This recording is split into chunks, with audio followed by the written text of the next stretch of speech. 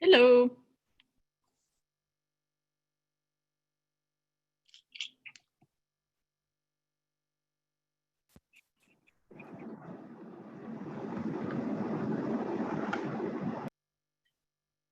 Are we the first ones here?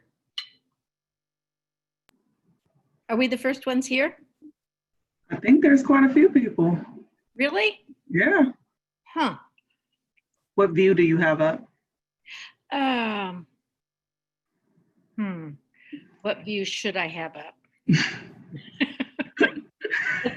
It says, I don't want share screen, right? What do I want? Up in the top right-hand corner, you can kind of change how. Participants? Mm-hmm. Okay. But I still see you and me, which are really cute, but I want to see everybody, right? Yeah, there's a tile option. Tile option. Well, there's like a show grid video or gallery view. Got a couple options. Okay. So there's Julia. Participants. There's a whole bunch of us, but I only see just us. Oops, I'm sorry. I think what's happening is people don't have their pictures up. Do you see like their names? Yes. Okay, yeah. That's just people hiding from us. Oh. Should I get my video off of there? I'm hiding. I don't know about the others, but I'm hiding until I have an occasion really to speak because it just saves on my satellite Wi-Fi. Okay. So what I want to do is go to. You should be fine. You don't have to change anything. Because I'm afraid it says leave. I could click on leave, but that would be scary because I have a hard time getting here anyway, don't I? You're okay to be on. We'll invite everybody else on soon, Christina. Okay. Yep, you're fine. Yeah, you're totally fine. They're just hiding. Okay.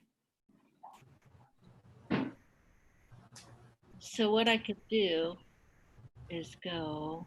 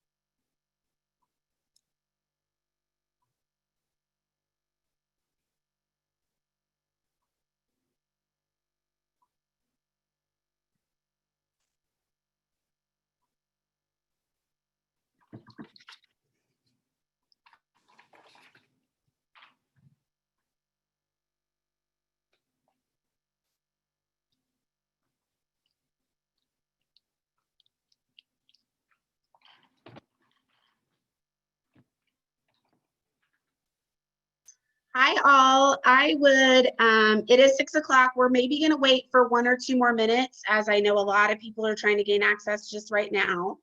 But I do want to invite those of you who are able to join us on video. We'd love to see your lovely faces.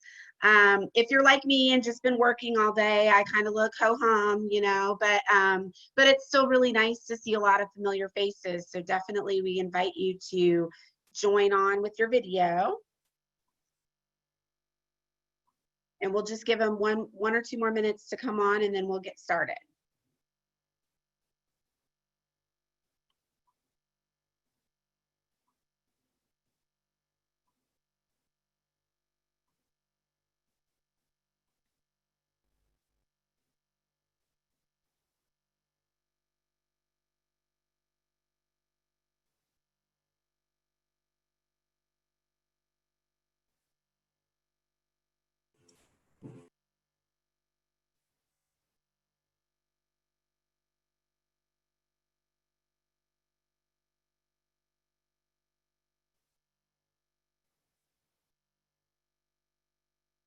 All right, so I think we'll go ahead and get started. Again, if you haven't gotten on, we'd invite you to join us with your video. So we had a really great third text to read, and I loved the feedback that a lot of you gave in the group. You all can hear me, right? Yeah. Okay. You know, I've loved the conversations and the additional material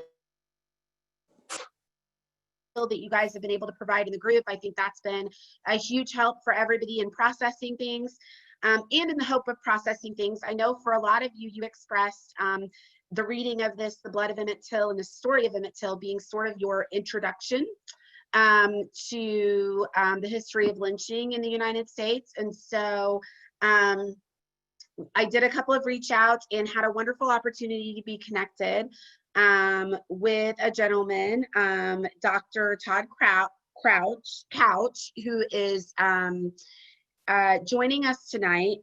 He is an assistant professor of sociology at St. Francis University in Florence, South Carolina. So you'll see him, he's actually got his video up. And I asked Dr. Couch for a bio, and he says that Dr. Couch is a sociologist and scholar of race and ethnicity who bridges the gap between academia and the larger society. So literally exactly sort of what we're doing here in this group, by offering practical application of sociological knowledge.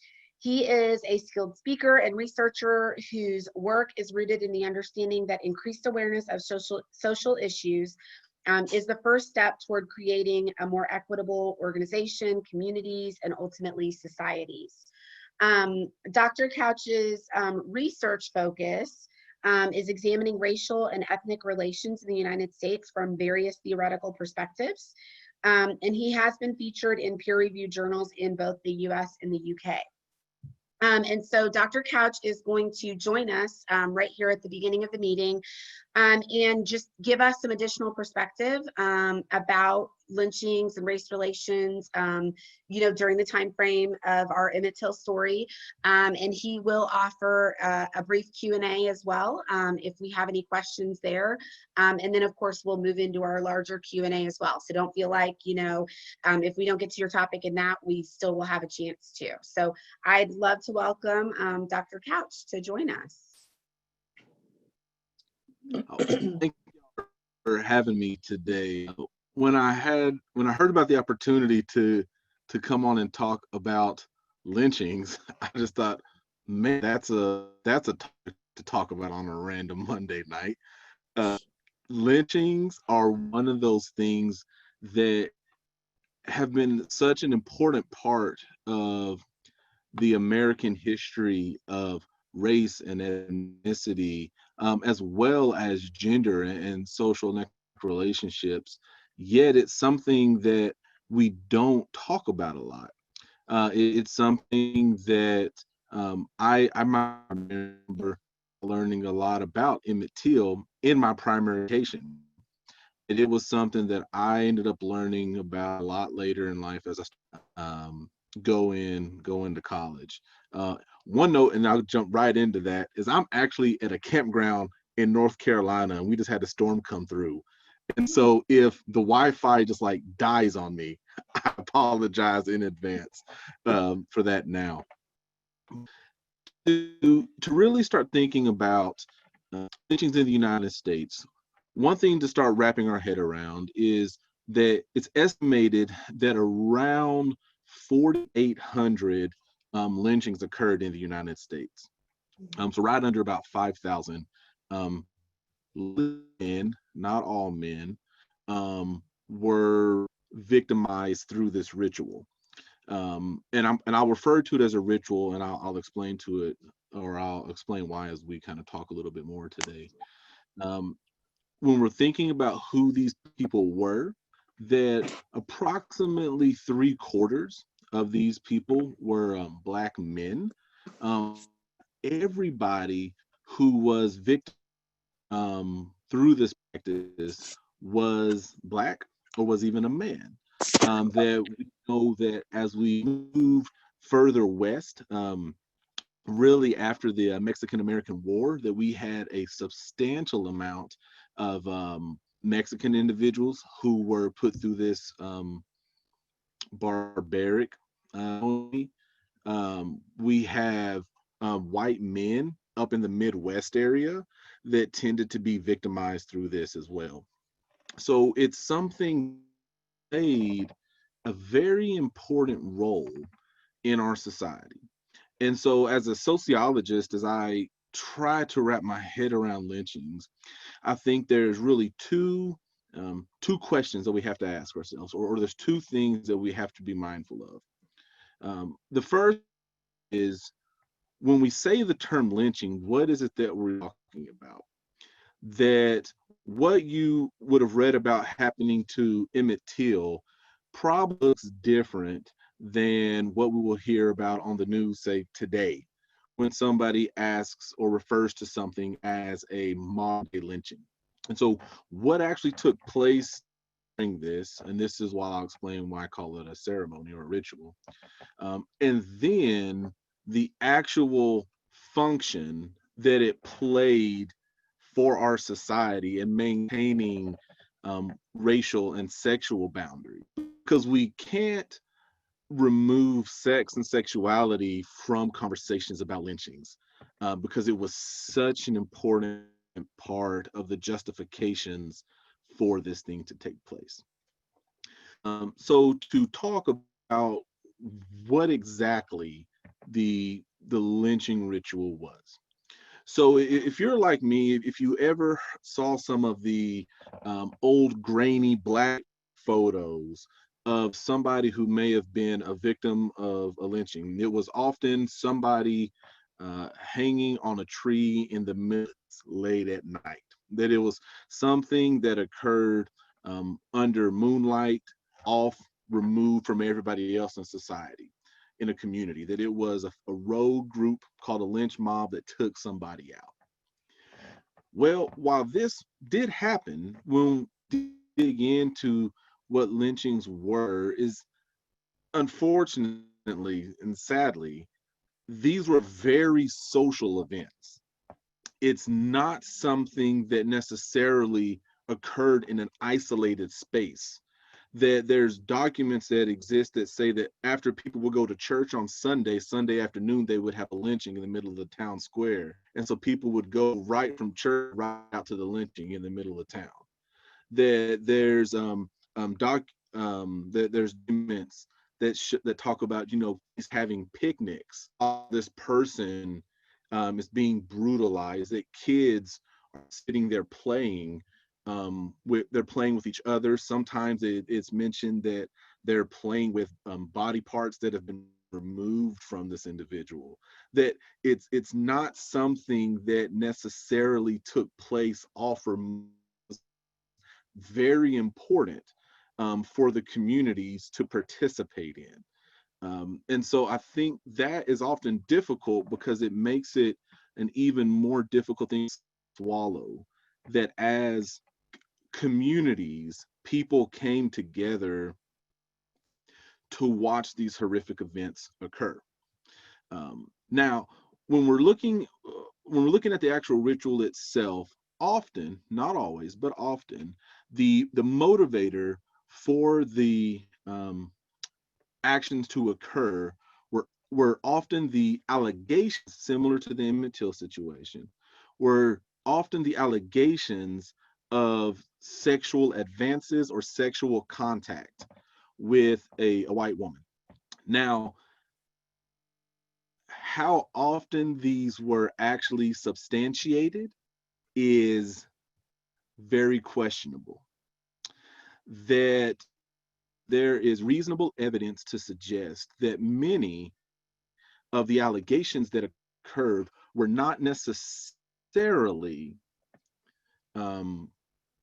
true, that it was in many instances somebody who was having an affair, or somebody who, for lack of better words, with somebody of a different racial group and was called out on it, and somebody found out, and so they said, well, this person did X to me. I don't know if y'all read like To Kill a Mockingbird, but very similar to the things that occurred in To Kill a Mockingbird. And so you would have, in most instances, a black male, often brought into the middle of town. He would be beaten.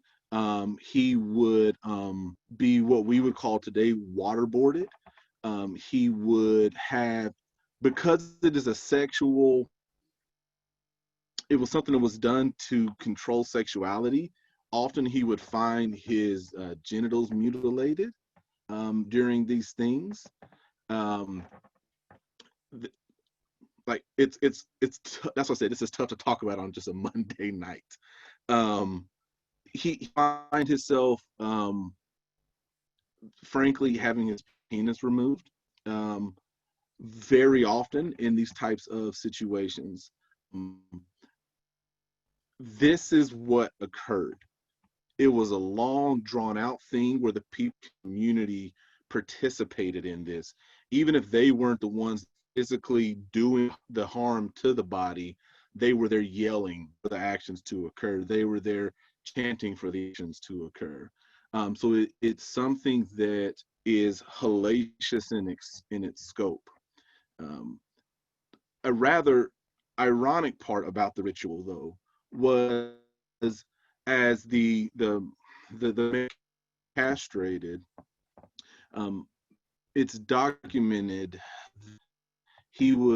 that his genitals would often be taken home by some of the white men in the crowd and used as aphrodisiacs for having sex with their own wives. So there's this weird fascination with like black sex and sexuality and what it means in this ritual.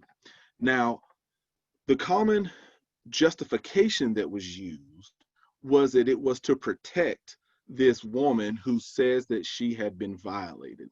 But it's important to know that when we say the word protection, it's not necessarily an honoring type of protection. The way that it was treated as a violation of property is the way that men handled it. So it's not that you harmed, allegedly, this person that I care about. Rather, it is that you have violated my property. So me putting you through this ritual that's going to take your life is ultimately protecting my property, is protecting property lines, and it's protecting what it means to be a property owner. By property, we're talking about women here. So there's this relationship when we're talking about lynching, that it's not just a racial thing, that it has sexual connotations, that it has sexist connotations in it as well, as far as why the ritual would occur. Now, I mentioned that we have to be mindful of the function.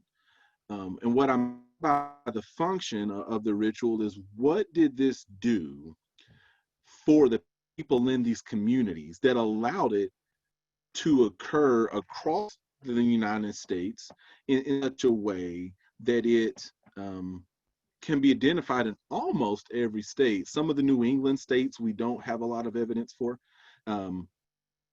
but most other states we can see it in. That ultimately it clearly defined the lines of contact between different groups of people. And so I mentioned that most of the victims of this were Black men, but not all. So the majority of the years when these occurred were right after the Civil War. This is when we have data for it. It's up right after the Civil War, all the way up to about 1930 is some of the dates, the date windows that we have to play with for the most part. So I mentioned that most of the victims were men, but not all, or most of the victims were Black, not all. So the North had a very interesting way of thinking about interracial sexual contact, particularly in the Midwest. In the southern states, where most of the lynchings did occur, most happened in the South, where I happen to live now.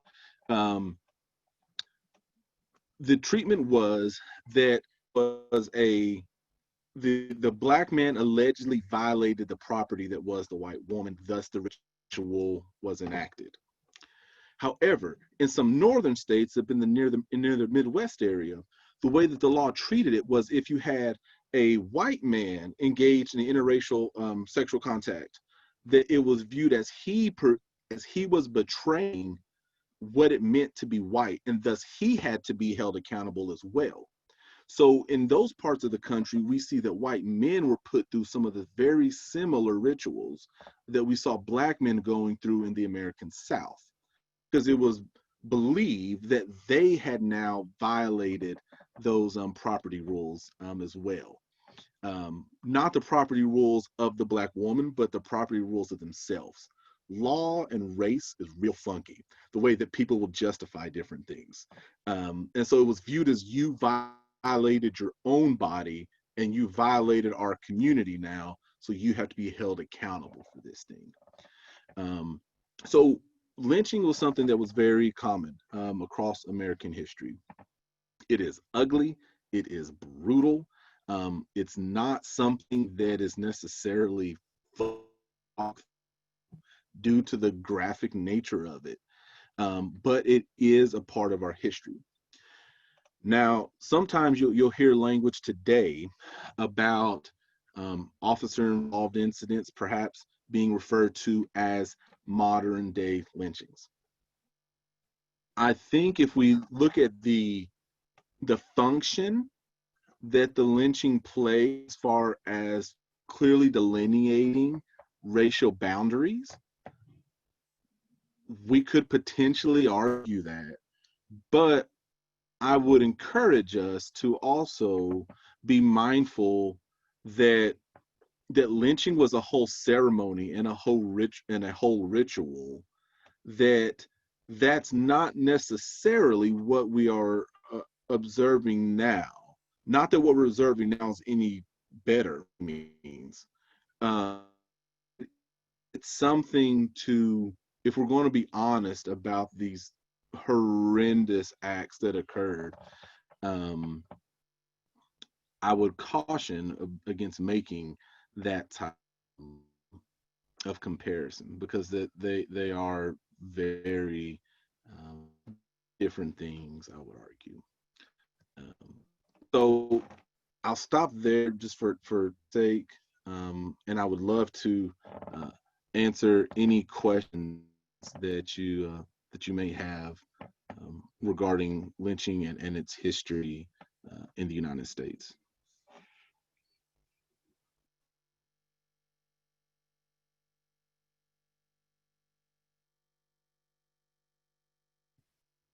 There is a bill before, well, the Senate is trying to bring about again the anti-lynching bill, Kamala Harris and Cory Booker. What is the importance of that bill? Because it's been filibustered by Rand Paul, and they don't want to pass it. Why at this point what would be the motivation to not pass this bill? I mean, it's still important to have, I would assume. So I actually was listening to the arguments probably a month ago. And Rand Paul's argument is that under the current language of the anti-lynching law, almost, this is his opinion, is that almost anything that occurs that results in even a black eye could, under this law, be referred to as a lynching. And so Rand Paul is arguing that to use that broad of a brush does not necessarily reflect what lynching has historically been. And so that's what's gumming up the line, so to speak, with continuing to pass that law through, is concern about how broad the current language of the bill is. And by counting, like, to me, when I see what happened to Ahmaud Arbery, that to me was very similar to a lynching. So to me, that illustrates the importance of the bill. But by calling that a lynching, does that take away from what lynching was with that? I mean, it was only 3 men, but still, I mean, they hunted him down and did it to scare him and to protect property in their, in their view. Mm-hmm.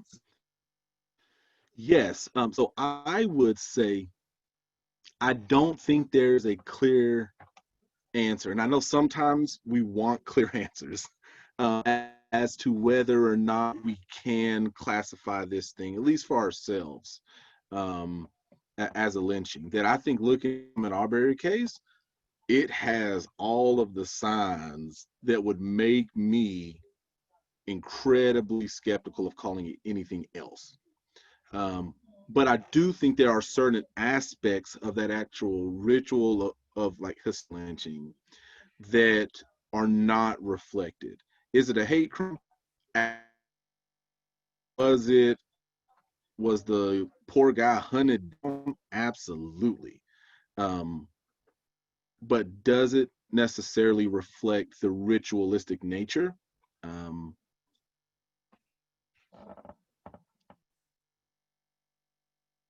Thank you.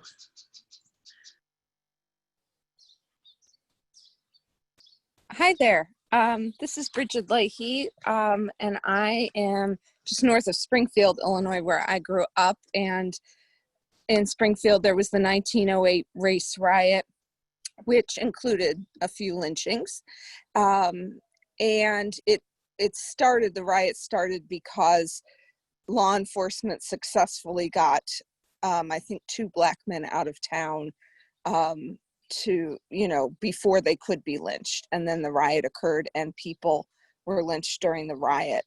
My question is, so how late did the public aspect of lynching go, and that ritualized thing where, I mean, I'm aware that, there were group photographs taken, postcards were made of lynchings, people would take not just, as you mentioned, the genitals, but other parts of the body as souvenirs.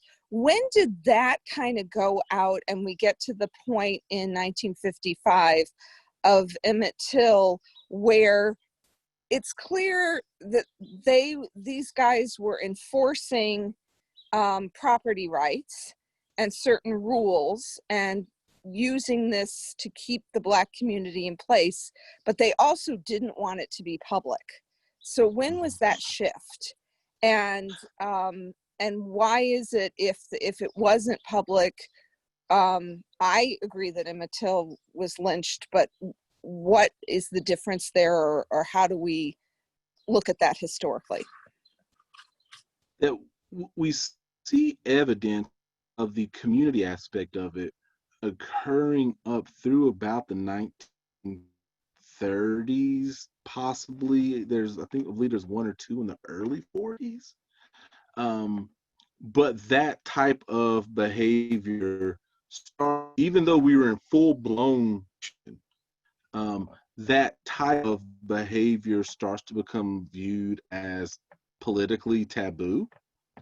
And that started to push these types of things a bit more behind the scenes than what we have seen at points in history. I can remember when I was a kid is when the James Byrd Jr.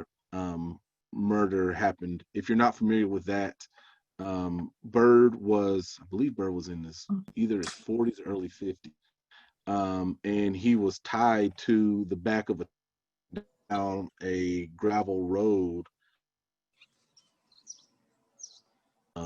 This was in the 90s. Yeah, 98. So these things become taboo that people themselves may not necessarily want to witness.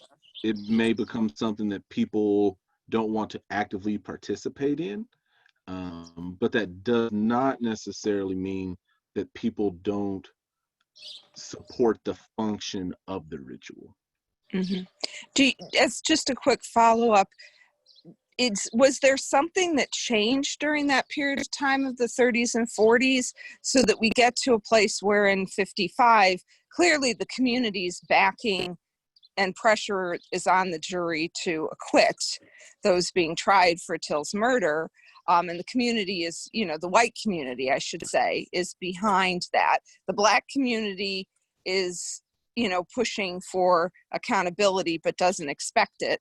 But it's not public. People, what do you think there's something in particular that happened in the 30s and 40s? Some people attribute it to war. Is what some of the data says is that war started to change the way that people had or with those different from themselves. And so that started to alter the way that social pressures were observed. It's not clear if there was a specific thing that happened, rather than it being probably the culmination of a lot of smaller events building on each other and then causing that type of outcome to occur.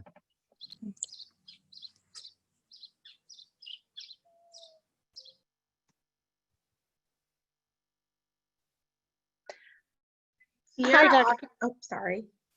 Dr. Couch, this is Gilda Spencer. I had one quick question.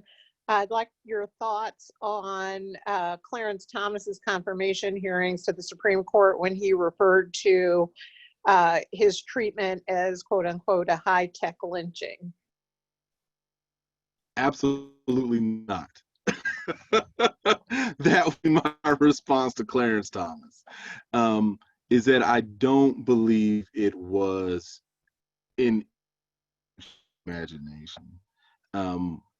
But I think that if you follow Clarence Thomas's track record on anything related to race, I believe that Thomas used that language to call up these images of things about, to garner some type of empathy or sympathy, and to identify his Blackness in some way, but not, I would argue, not in a very authentic way, but in a rather pandering and manipulative way, is the way that I believe he handled his confirmation hearings, and why he chose that language, thing that is far, far, far from a lynching. Agreed.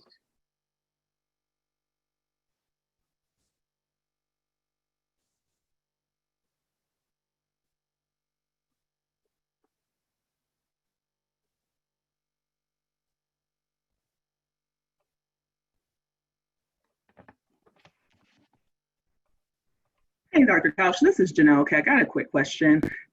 Can we talk about the redefining of lynching and using the modern day lynching when referring to police officers a little bit more?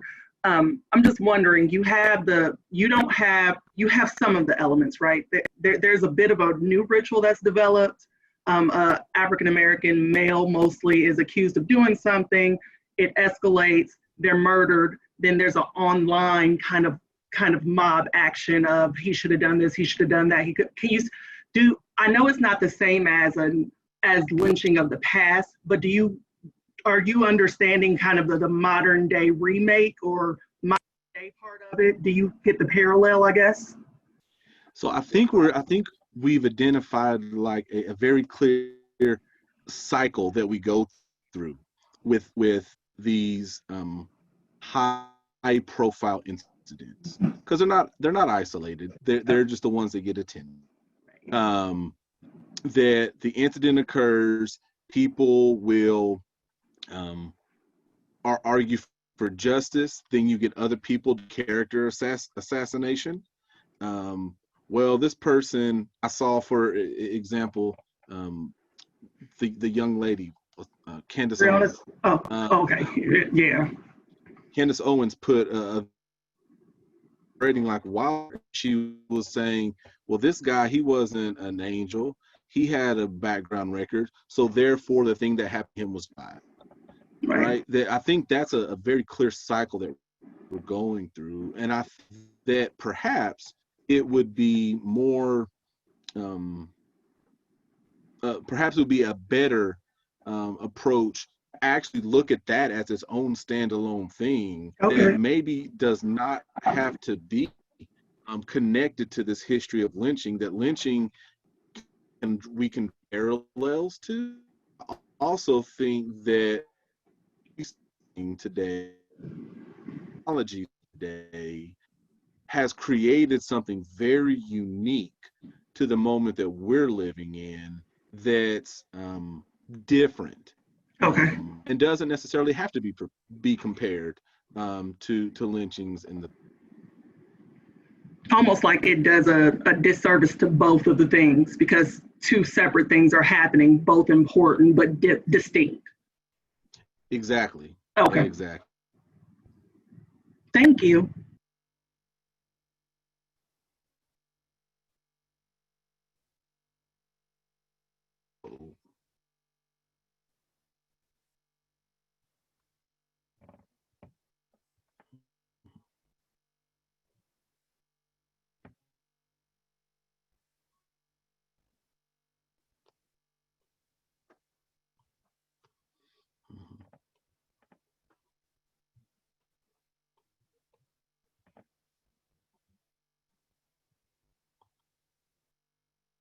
Does anyone have any other questions for Dr. Couch?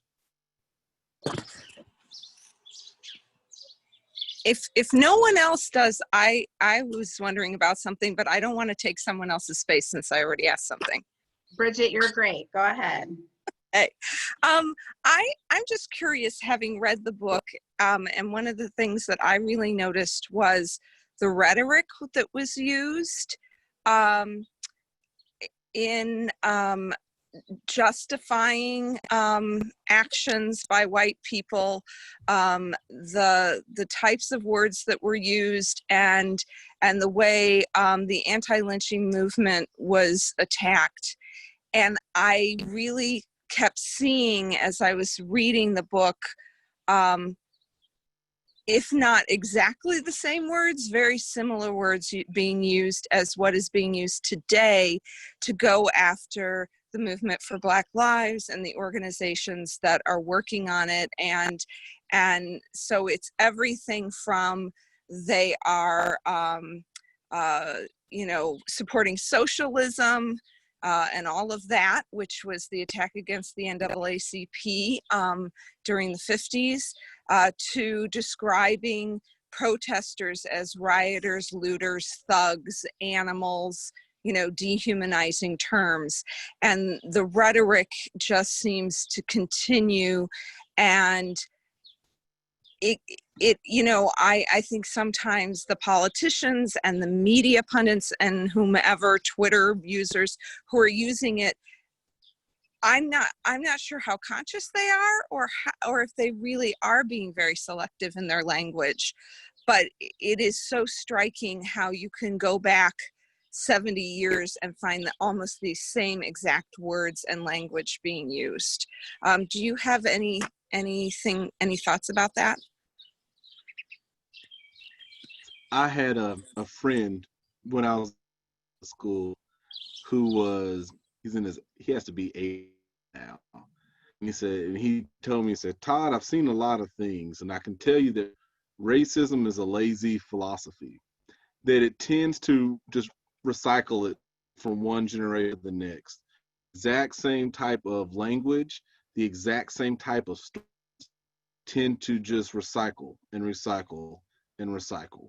That, for example, you can simply think about the term of law and order.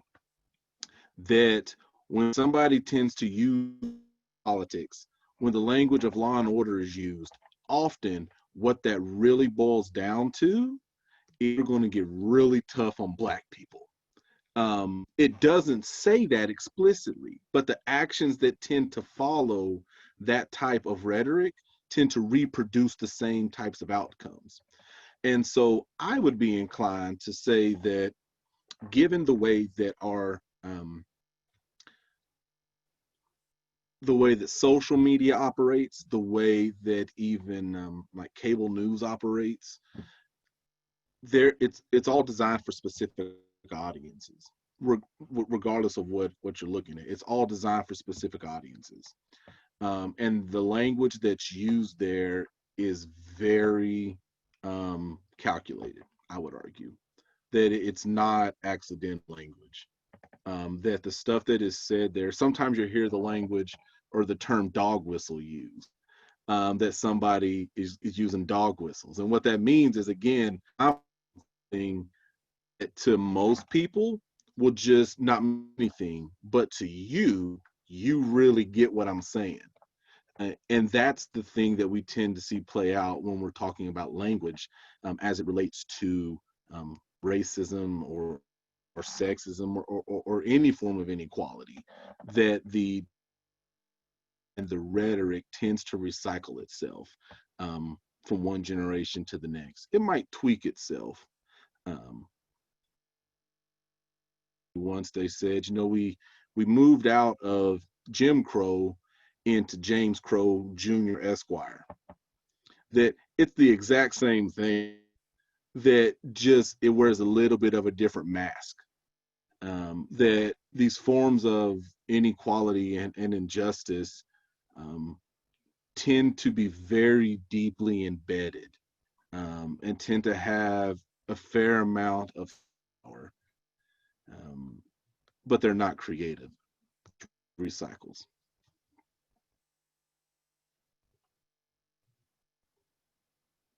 Dr. Couch, as a sociologist, I know that you probably look at all of this a little bit through a little bit different lens than the average person looking at it. When you consider,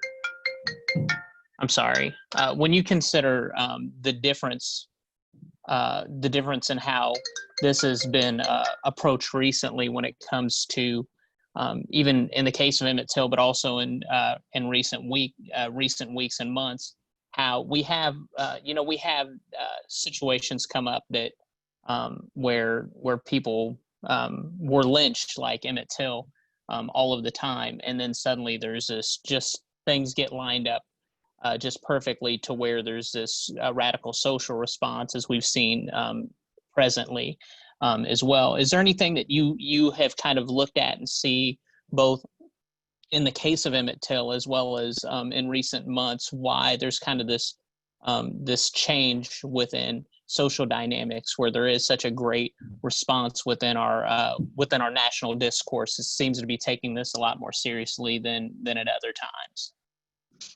Sure. So I believe that we would not be having the current moment we're having in social reform had COVID-19 not happened. That I believe COVID-19 has played just as much of a role in bringing about the social consciousness that we're grappling with now as almost anything else has, in large part because we've been home to watch, that we haven't been busy running to work or running to take care of kids or classes, whatever, the stuff that we can get, because as I was saying, these types of things happen fairly often, but we miss them because we're living our life. And the fact that all of our lives were put on pause when all of this stuff happened, it gained more attention. In the same way, we've been able to have people go protest who otherwise could not go protest had they have to be at work. Because when we look at, if we were to like ask somebody who's passionate, like, why don't you go protest? It's because I got to go to work tomorrow. I can't be out in the streets tonight. I have to go do something, or I have kids I have to watch and go do that. That in a way, COVID created this social buzz that allowed everybody to look on at how crazy things can be, and actually respond. So I believe that COVID-19 made us actually stop and have to look at what we've been talking about in different circles for the last 10 years, going back to like the Trayvon Martin case. But if we think back to Trayvon Martin, it would be big for 2 or 3 and everything else that's going on because people get busy. We haven't had busyness to get into. And so we've had to actually look at the ugly that's occurring. And I believe that COVID, for all of the devastatingness that it brings with it, is also responsible for the moment we are as it relates to social justice. Thank you, Dr. Couch.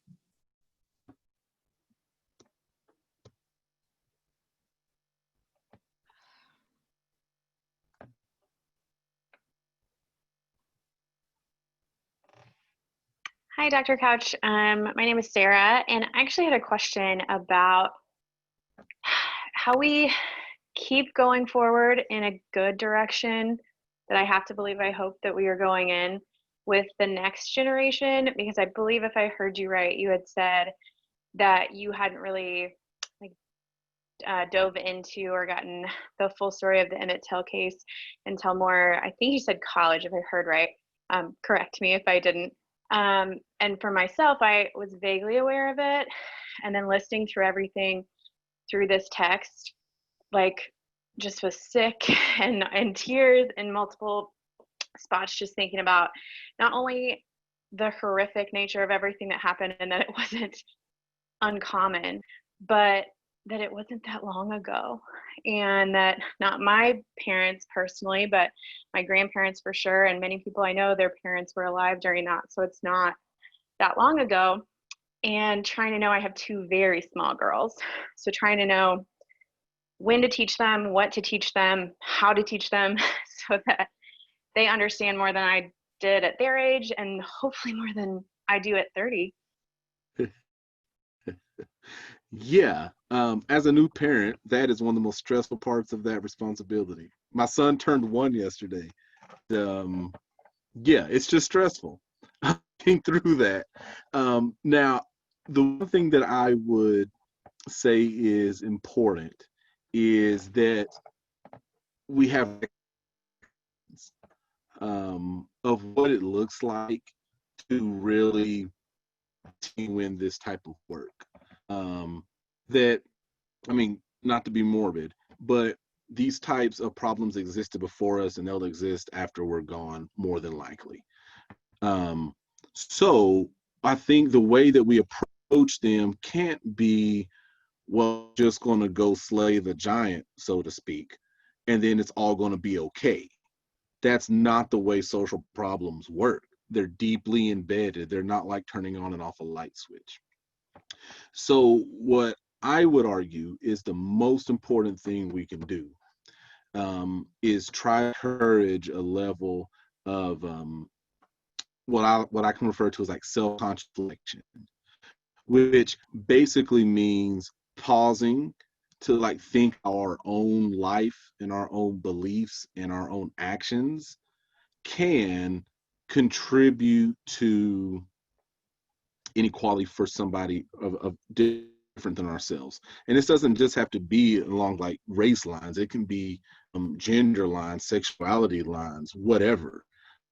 Consciously thinking about how the beliefs that we hold, that we taught probably through no fault of our own, right? How these types of beliefs can turn into behaviors. And when we know it, then we have a responsibility to do better and make the adjustment. And so I think that's the most important part. And so that's the thing that I've determined to teach my son is like, you're going to screw up. In life, you're going to screw up. But you're going to screw up in trying to be the type of person that you want to be that is about like justice and equity. You're going to screw that up sometimes.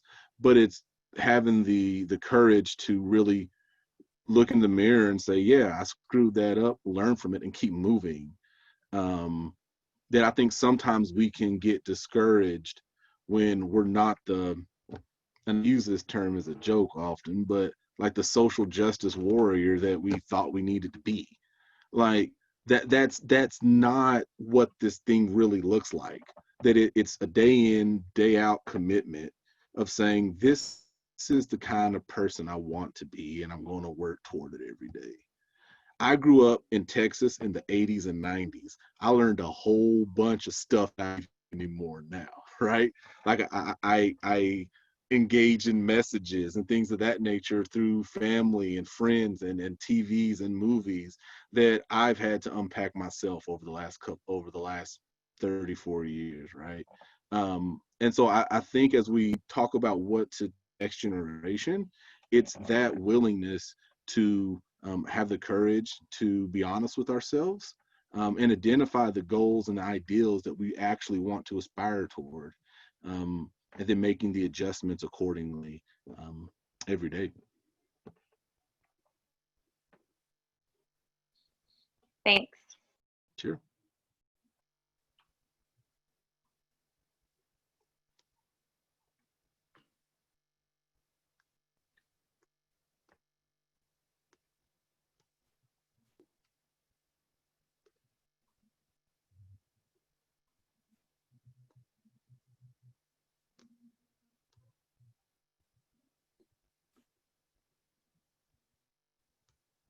Any other questions for Dr. Couch? Really great questions, guys. Really great responses, Dr. Couch. Thank you. Can I ask just one last question I don't know how much time we have left, but this You're is Gilda good. again. Curious about how you viewed the incident in Central Park with the woman who called the police and, immediately referred to the African-American man who was bird watching and saying, my life is being threatened. And, of course, those of us who are African-American people or people of color, or even people who know the story of Emmett Till and others, immediately probably thought, here's a situation that, caused those lynchings 100 years ago or even less. But it seemed to be sort of an eye-opener for people who didn't know that. So now that has become sort of more in the public eye, and maybe you're right, again, because of COVID, what your thoughts were about that as you watched that video clip played over. Well, the interesting thing to note about the woman making the call in that video is that she identified as a white liberal, that she identified as somebody who was that she was not, the stereotype that we would think of as someone who would do that. And I think testament to the ability of stuff that is like deeply embedded being able to pop out.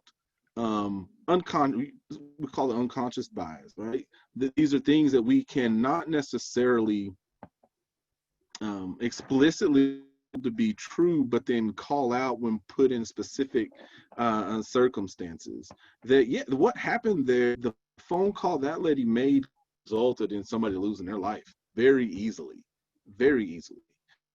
And again, point to why it's so important to, and it's cost this lady a lot, but to actually be willing to learn from when we do the things that actually go against who we proclaim to be, or what we claim to actually believe in and aspire toward.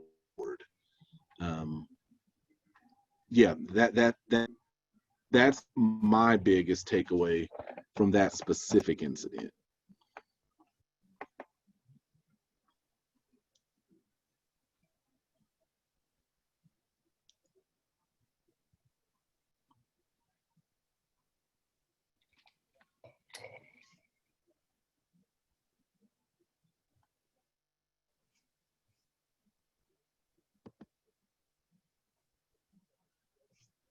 If we don't have any other questions, we really appreciate your presence. I think I speak for everyone saying you offered so much in addition to the text that we read and the conversations we've been having. So we really appreciate you joining us, and please enjoy the rest of your camping time in North Carolina. And thank you again, Dr. Oh, thank Couch. y'all. I appreciate it. Y'all have. And also, man, I got to go find my son. He's somewhere around here. I'll see y'all later. Have a good night. Thanks again. So group, wonderful conversations, and we can certainly take off from those and also move back to the text that we read.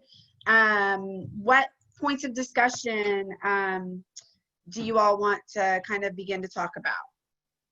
Was there something in particular in the text that you felt like stood out to you, that you questioned or you evaluated, needed clarity, wanted clarity?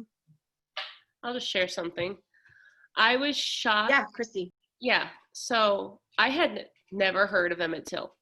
When I saw this, I know it's terrible. I'm an educator and I've never heard of him. When I saw his book, I Googled, who is Emmett Till?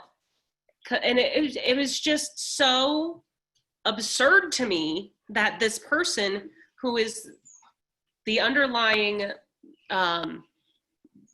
wave for so many things, and I had never heard his name, and just really shocking. And where should it have been put? Like, you know, somewhere in my life, this knowledge should have been dropped in somewhere. And it just, the breadth of my ignorance, for you know, was just, it really messed with me quite a bit. It was like, well, what, my God, if I didn't know about this, you know, so that's just something I wanted to put out there.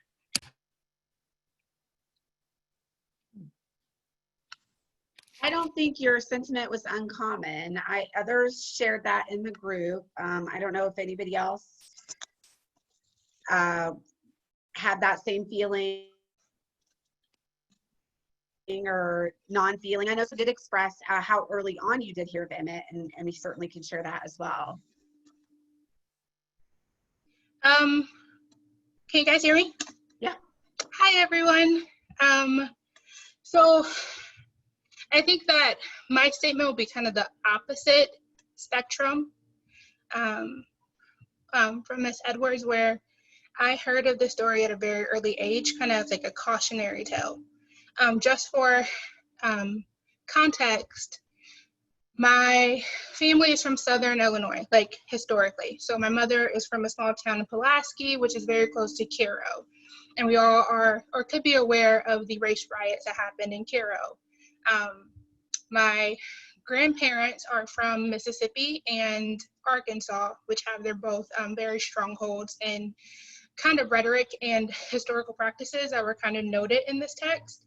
So I think with those two very strong ancestral ties to the South, my family, even though me being born in a northern state and being a native of Decatur, felt the need to still like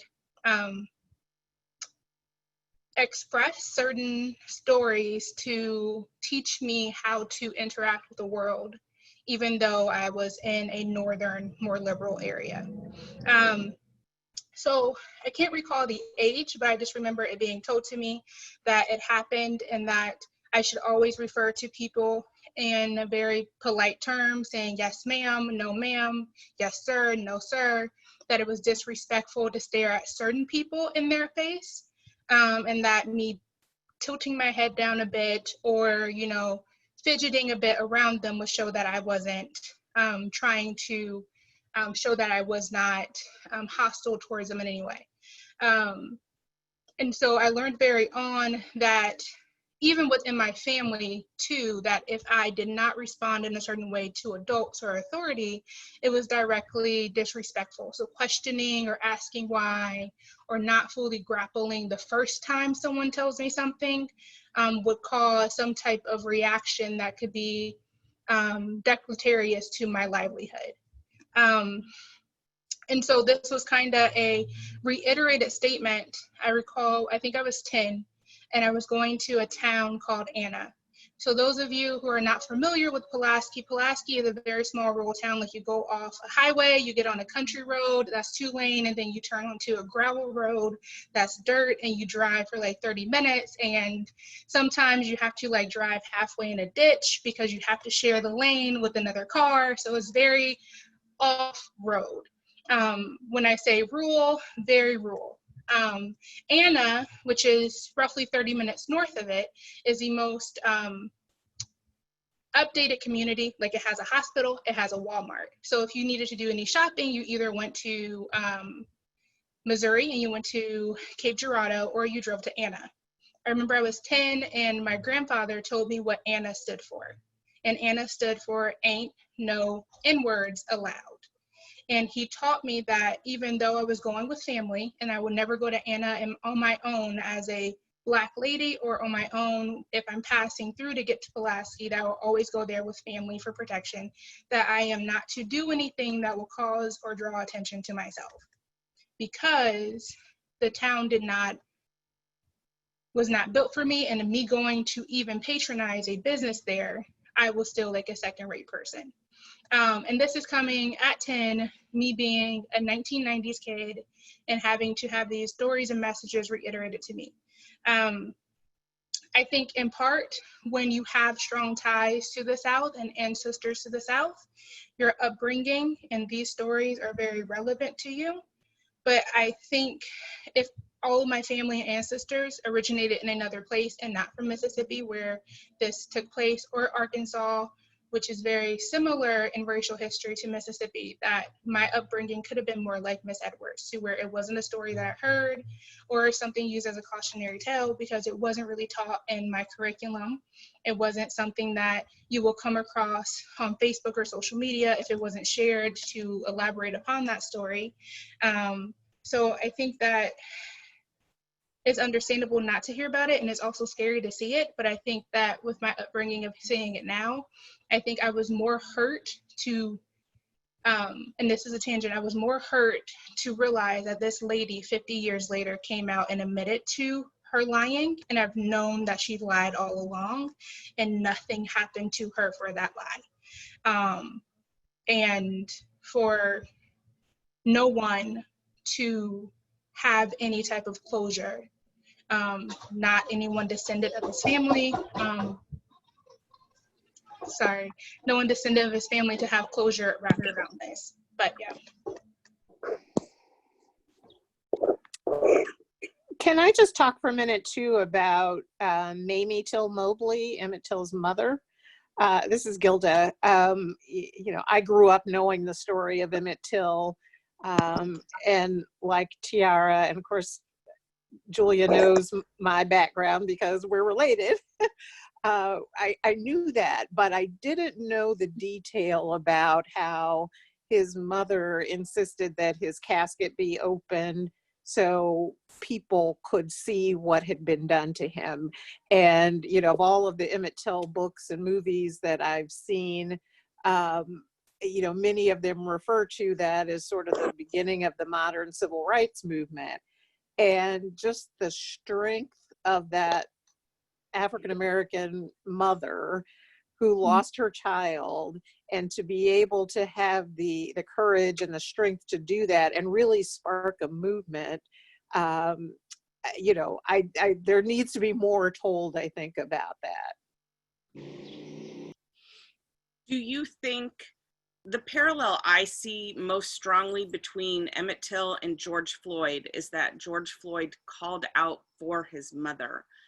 Do you think that that's why this has become such a flashpoint in our society? Because she did that so that people would know, so people would see, you know, and that bond between a mother and a child, you know, that's the parallel I see between the two. And that's why both have become so important, is because there is that connection there. He called out for his mother, and they said several times in the press that Emmett Till's mother, you know, was beside herself. I mean, there's just that universal bond, you know, that connects these two cases. And I know that on the Facebook page, they talked about Tamir Rice's mother doing that same thing. Yeah, and in the 50s, it was, you know, time is different now with the kind of television, and newspapers were much more important in the 50s. And her being in Chicago made a huge difference in getting people to notice that he had died. And I remember, not when it happened, but probably 10 years after it happened, I was aware of Emmett Till. And so it wasn't, it was because of his mother that, and so many people, so many newspapers both talked about him, and not all of them printed the picture of his funeral, but many of them did. And even within the white press, there was some notice taken that he had died. And at that time in Mississippi, people in the North were beginning to really understand what these citizens councils were doing. So, but I think because of his mother's intense desire and getting her getting involved in public speaking all over the North really made a huge difference for us now too.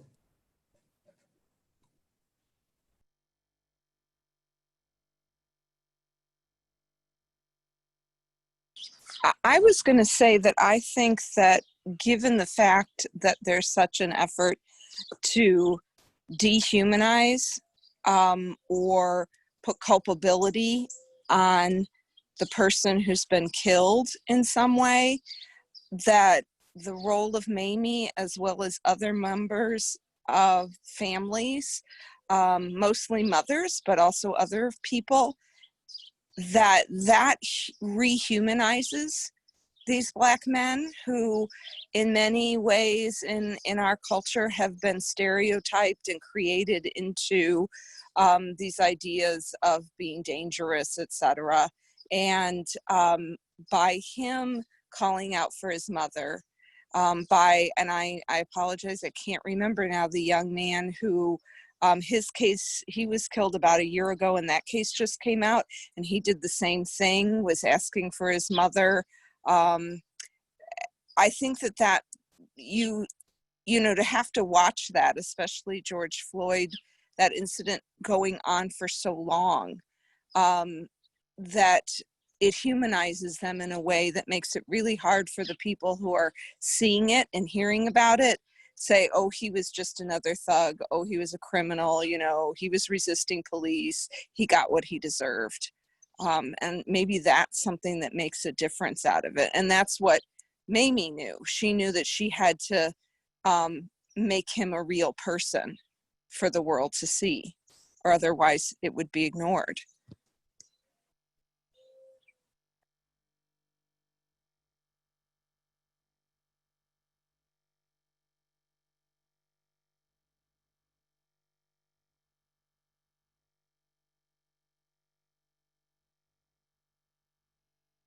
So I know earlier someone mentioned the text Race Manners that we read first. And I wondered your take on the discussion in the Emmett Till text about Mississippi's racial etiquette, and how, you know, we shift to race manners where Jacobs provides us, you know, some specific race manners of how we conduct in different situations. And so if you saw or wanted to discuss any parallels there, I think what also plays a role too, I'll add this in and you can kind of run with it, but many of you have talked about the cautionary tale, you know, so this was a cautionary tale to you growing up. And sort of the parallel, because we seem to be offering a lot of parallels between Emmett Till's lynching and current day happenings. But the use by parents or mothers of having these conversations with their young boys. For instance, Emmett's mom had a conversation with him prior to going to Mississippi, and then now current day having conversations with our young Black boys and what to anticipate and expect. A lot to unfold there, but I don't know if anybody wants to have a discussion about that or any parallels there.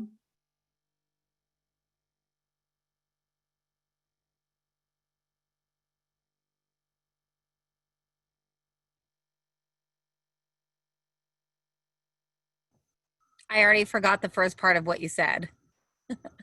Sorry.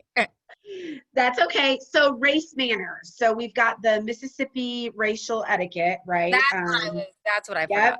forgot. The racial etiquette and sort of the race manners that Jacobs provides and many others provide in society with the knowledge of these incidents.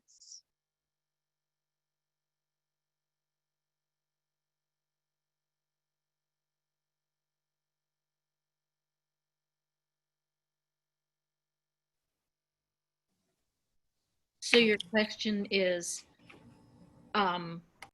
do we need to, or is there a need for a new code of race manners?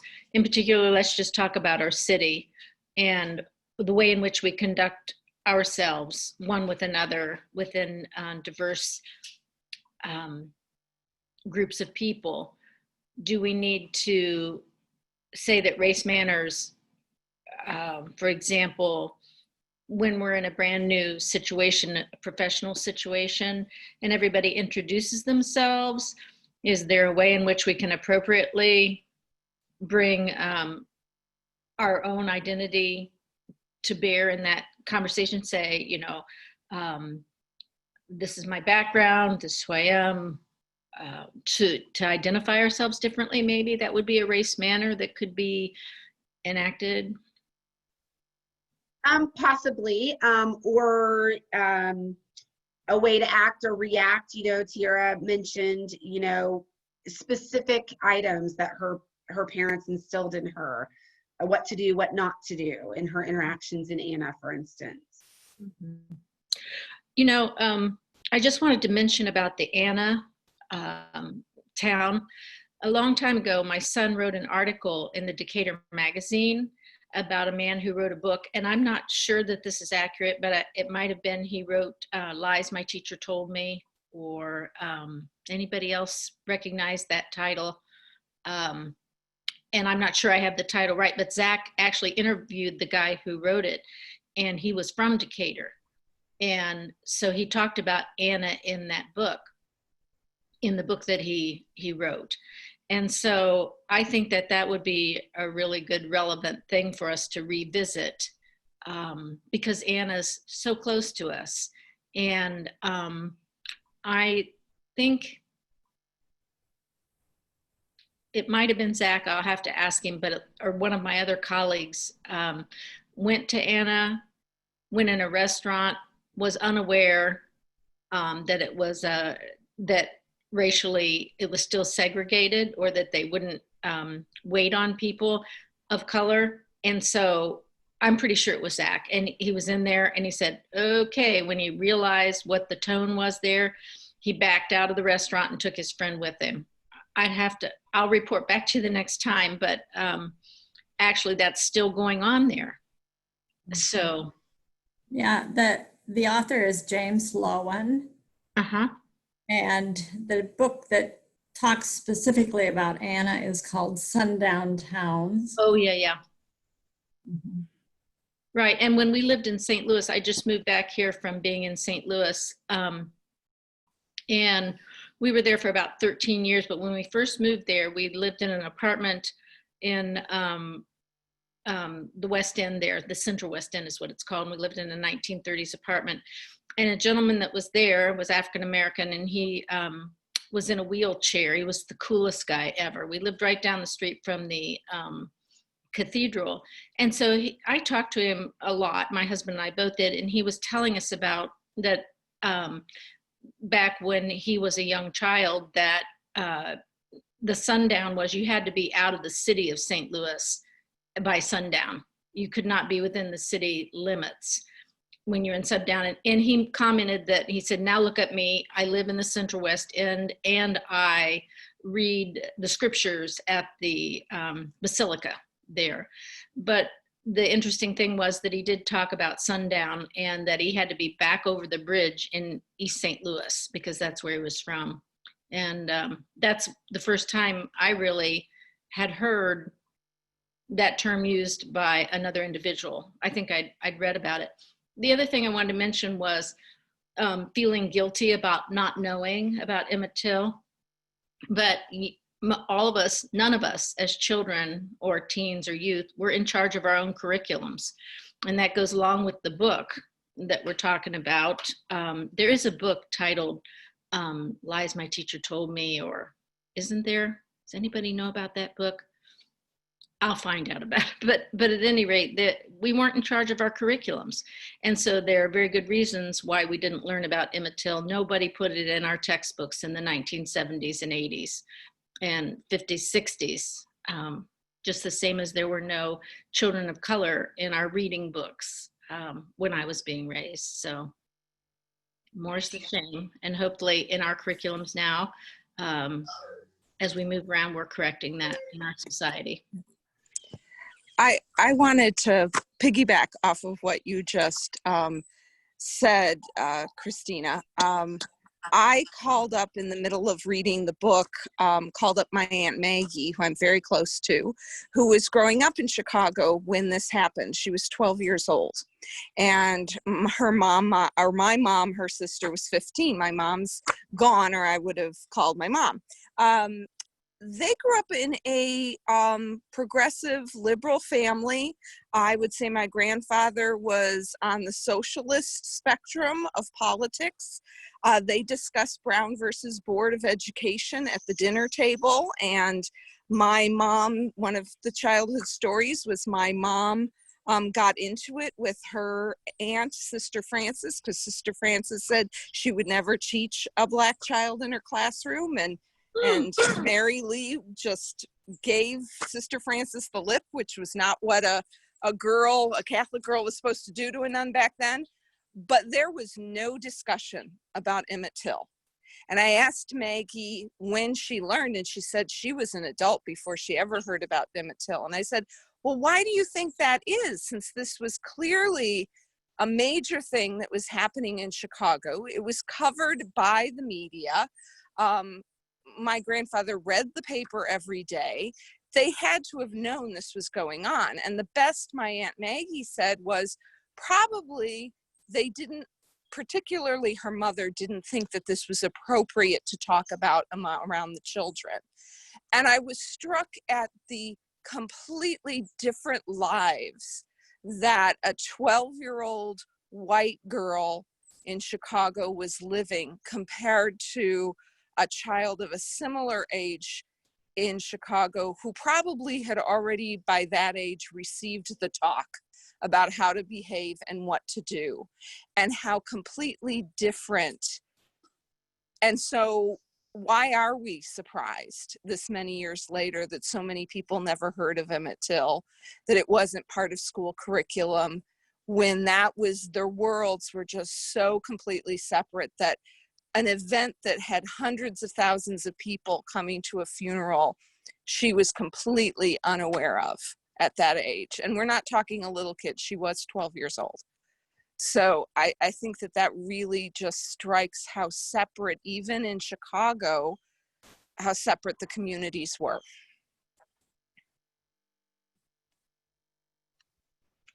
If no one wanted to go, I could. Okay. So 3 things, and I'm a very talkative person, so I try to make it short. Sundown towns, I think I was also taught that as a kid. Going into the posed question of like racial etiquette, I was taught what sundown towns were, that if I'm driving the interstate, to only go to a gas station in a town that's off the interstate.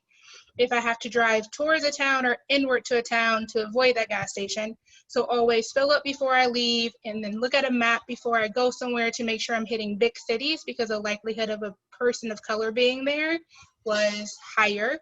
Even though I have ancestry from Mississippi, I avoided going to Mississippi at all. I think I've driven through it once, and I saw a sign that stated it was a Martin Luther King dedicated highway due to a federal act. And so they distinguished that they weren't naming the street or highway after MLK out of their decision to, but it was enforced federally, so they had to do it. Also, that state did not outlaw slavery until 2013, even though the 13th Amendment happened 100 plus years before that. So I've never attended a family reunion in Mississippi because I don't want to be in that state, and of a state where, even though the majority of the population is Black, the level of significance that they hold in political power or in positions of office is very ill-reflective of the racial demographic that's there. So some race codes those are just some race codes that I kind of grew up with. But also too, I had the beautiful blessing of having the counter of being a 90s kid born in Decatur, where I thought that everybody deserved to be loved based on their character, and I had friends of different racial and ethnic and socioeconomic backgrounds, and I was able to be this person that can see light at the end of it. And so I think I'm very blessed in that regard of being able to have both narratives shown to me, and being able to think that I can hold space in places that would not otherwise hold me. So for me, there was nothing that I could not do because of my race. It was mostly built around my ability and desire to achieve it. But I think that was only coupled with the fact that I wasn't born into a place or society that was very racially segregated or structured. The other component about learning about Anna, I think a few years ago, or maybe a year, there was a police officer that I believe was from a small town in either like Monticello or Clinton, but I can look back at WAND TV news to figure out exactly. But I believe she was an officer whose husband was having relations with an African-American woman, and she was mic'd or overheard of reporting saying if that woman came to this town, she would be ran out because we're still a sundown town. And I believe that she was, for exact, I cannot recall her name or her the exact town, but I do know that she was an officer, and those were her lines of words. So I think when we're talking about sundown towns, we have to, I think, talk about the degree and nature. Some of them are you cannot enter there at all or be part of there, but others are you can actually not just be afraid to enter it, but you can also have like severe and profound harm placed upon you even today. And with that being said, there are so many events or opportunities that now, in me being more present, especially more now, so with the current administration, and me being more having to be more aware of how my racial identity takes up space for people, being mindful of like if a colleague or a friend invites me to a smaller town around Decatur for a bar event or for a cookout that they're having, I have to be very conscious of the time that I'm going there, the time that I'm staying, or the actual location, because I don't want to put myself in a position to have to engage with rhetoric that's detrimental to my psyche or terminology that is harmful to me. And that sometimes places me at a point of not being able to interact with these people that themselves are not a part of that category of people who show racial intent, but the location that they are in or the place that they go possibly would. I think that's what builds up these conversations that Mammy had with her son before Emmett went to Mississippi, and builds up these conversations where some parents now have the talk with their kids about how you interact with police officers.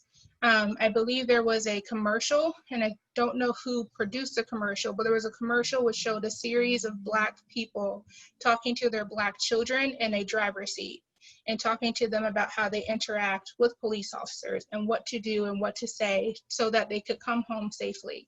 And that just shows me that the conversation, while it's not far from shifting how you act in a particular place, and it's now more shifting to how you act when you are in a place where your race takes up space, even if it's in your own car, or even if it's you just being in a public domain.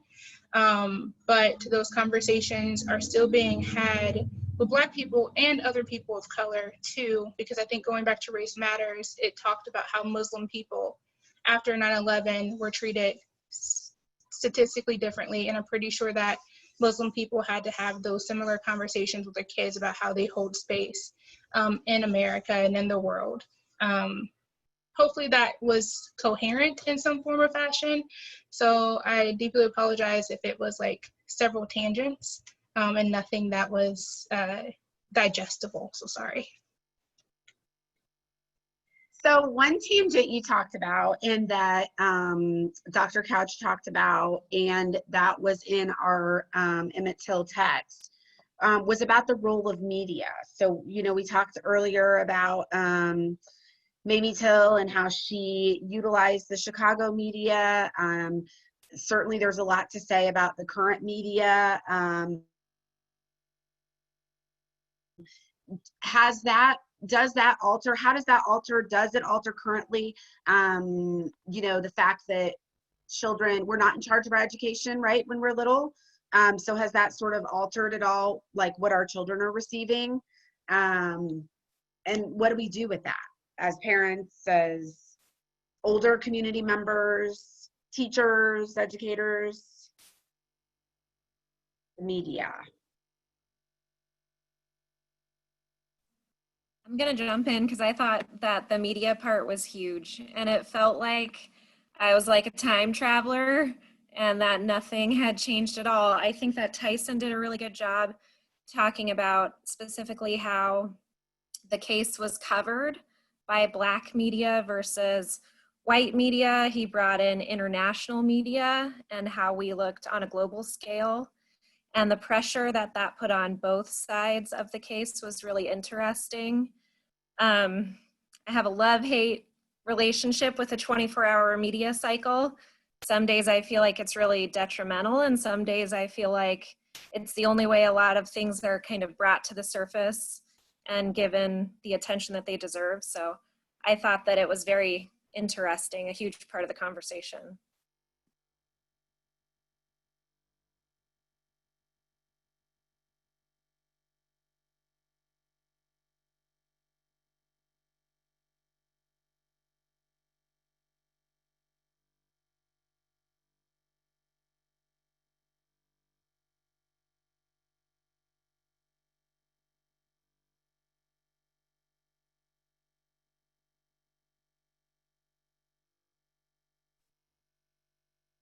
So I agree. I think Mamie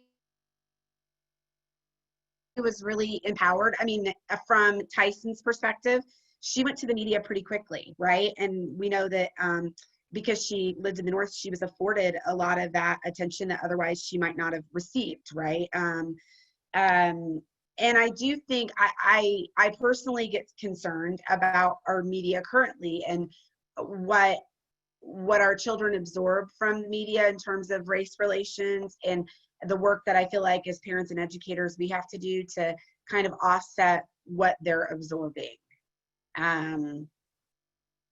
Very curious if that is a sentiment or something that others have noticed as their family is absorbing media. any type of media, social media. There's certainly a lot.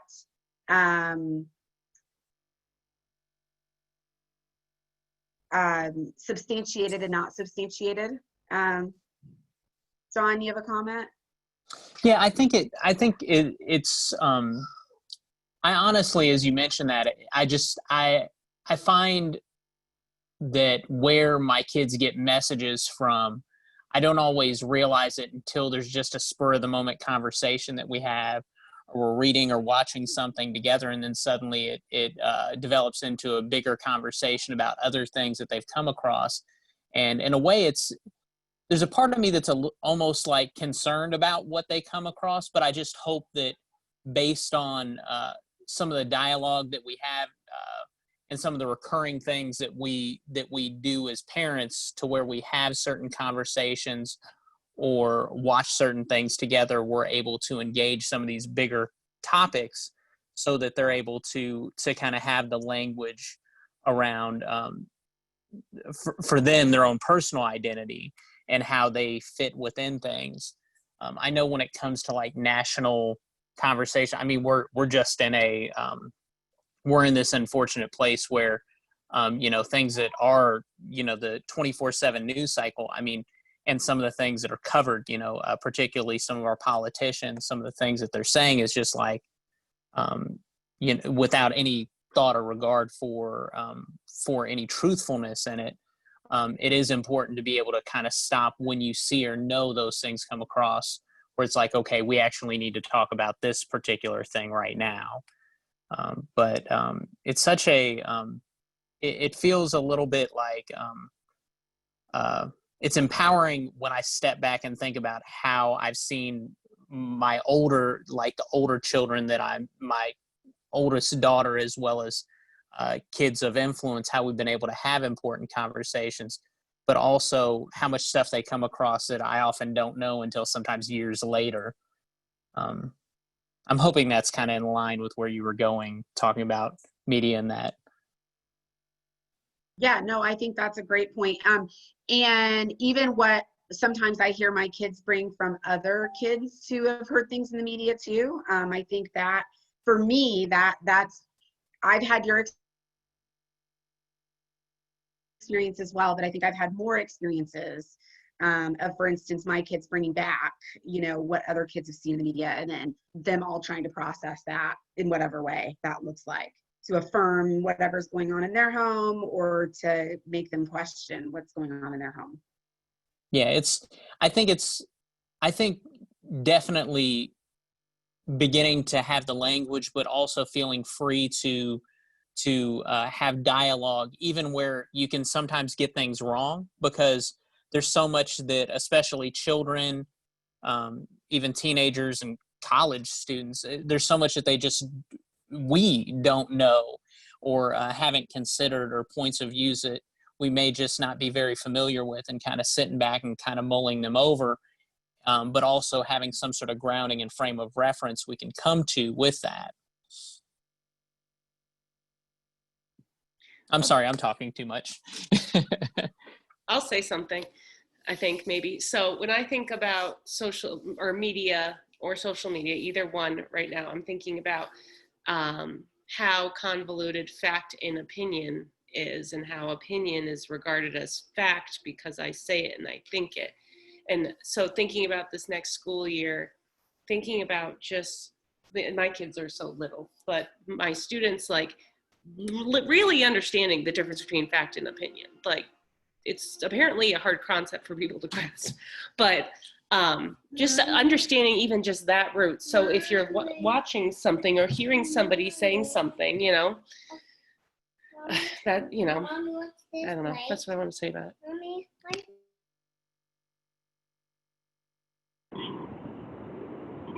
I feel like for us, I have learned that my daughter has friends that have very different opinions than us.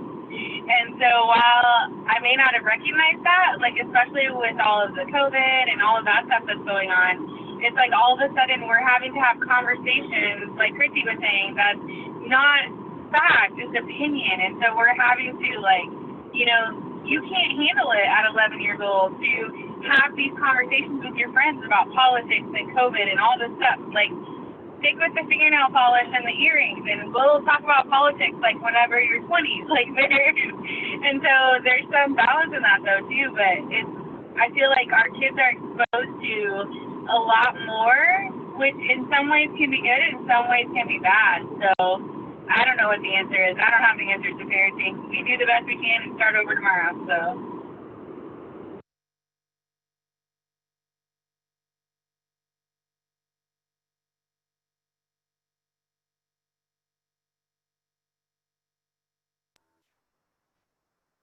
I find that I hate watching the news because it's biased. I feel like it's really hard to get an honest news story that doesn't have some kind of spin on it. And it doesn't really matter what kind of station you're listening to. And that frustrates me. I feel like the only place you can get accurate news is like Snopes or something, because it's all social media has so many stories coming through, and you actually have to check every single thing that you read, or else you'll think that it's true. But I kind of I was wondering if we could take a tangent on the media thing, because I noticed that in the Emmett Till book, the media was one of the places where you really got a whole sense of where Mississippi was compared to other places in the country, because when the journalists came in from other places, it made it like Mississippi was so back in time compared to everywhere else. And that made me really wonder, like, I haven't spent a lot of time in Mississippi at all, but if you went there today, do you find that it's, 50 years behind where we are today? And I have another question too, because, and this is like totally separate, then I'll get off and have someone answer it for me. But like, I know about race, like was really brought to my attention by some professionals that I am friends with on Facebook, who all shared the same story about, you have to, like, all of them who are African American had to like be really afraid, even as professional, like famous adults, about being in your car and being pulled over by a police officer. And my question is, like, is it like with Tiara's story about the sundown towns, is it still like, what do you have to tell your kids if you're African American, and what do you still have to tell them today? Can you guys be honest with me? You have to tell them all the things she talked about still today. It is no different. I wish I could say something different than that. It is no different. It is exactly the same. Absolutely. I have a 23-year-old son who is a college graduate. He works for TD Ameritrade in St. Louis. I'm terrified for him. But we've been having the talk with him since he was probably 12 or 13. And that's even before. And I'll be very honest. And the advice we tell him is, you have to make white people comfortable to stay safe. I mean, you can't yell and scream or make people uncomfortable, because they will see you as aggressive. He is not even a little bit aggressive, but he may look, he's got long dreads. His pants kind of sag because he's scrawny like I am. So he doesn't look like a kid that has a degree in business. He just is not that stereotype, and he refuses to be, and I'm not mad at him for it. But no, we have to say the same things, same conversations. This is Gilda again. My oldest son is 33. I have two sons, 33 and 27. One is 6'4", one is 6'2". My oldest one is an NFL scout. So he is often on the road in the South from August through November. And, when they were young and when they first started driving, we, of course, had to talk with them and repeatedly. But now, to this day, I call him every day when he's on the road, and I tell him, make sure you get where you're going before dark, pick up your food, get some beer, go to your hotel room. Do not go sit in a bar. Do not go back out and get something else. Stay in your hotel room until the next morning. And I do it every day. He's married and has 2 kids, and I'm still doing this. This is Janelle. So John and I, we were talking after the last session on Monster, And our son is 6. We have older daughters, and the conversations are different for girls. You still have the conversation, but it's a little bit different. But we were both just pissed because we knew that Joshua, our youngest, is 6 years old, and he's approaching that no longer cute can be a threat line. And I was like, it pisses me off that I have to have this conversation with my son. And he's like, it pisses me off too, but we have to have it. So we're just getting to the point where we're about to have initial conversations with Josh about what it means to be a little brown boy. And it's for his safety, not because we want to be doing this. I also have a 10-year-old. We just did a play date in a backyard of a few of his friends, and they wanted to play water guns. And I said, yeah, no, that's not a thing. Josiah doesn't play with guns, and he can have a water gun in our backyard, but that's it. So, he can't even, and he knows he couldn't, but I'd never told him why. I had to tell him why this time. And that was difficult, but again, it's to keep them safe.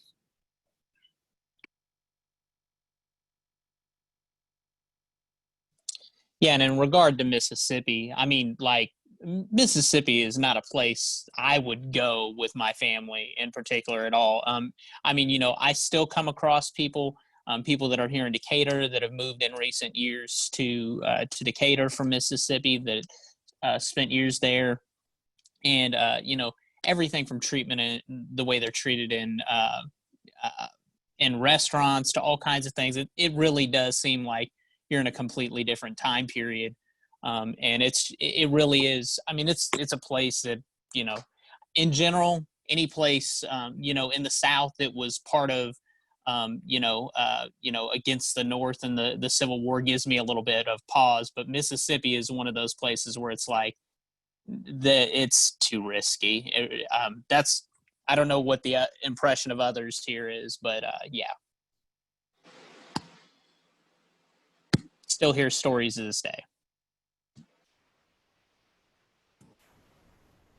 I want to thank you guys for sharing your stories. I think also what can contribute is those of us who are raised in the communities that don't get to hear these stories and how damaging that is to then become an adult and find out later. I grew up in St. Louis, so I learned about Emmett Till in school, actually, but we all learned that that's over with, that happened, and now we don't talk about it anymore, and there's nothing you need to worry about, and just go about your life. And that's just as damaging. It's terrible. And so I'm thankful for the media's role currently in being able to share more stories, and thank God for cell phones and videos, and how easy those are to share now. We all know how huge that is. But reading in this book too, there are a lot I learned. And I also wanted to touch on, I think the author did a good job of trying to explain what that mindset is of these poor white people in Mississippi and the role that they play. And I still can't quite get there, but what is that mindset? Because when it feels so distant and like that just can't happen, like we just don't get it.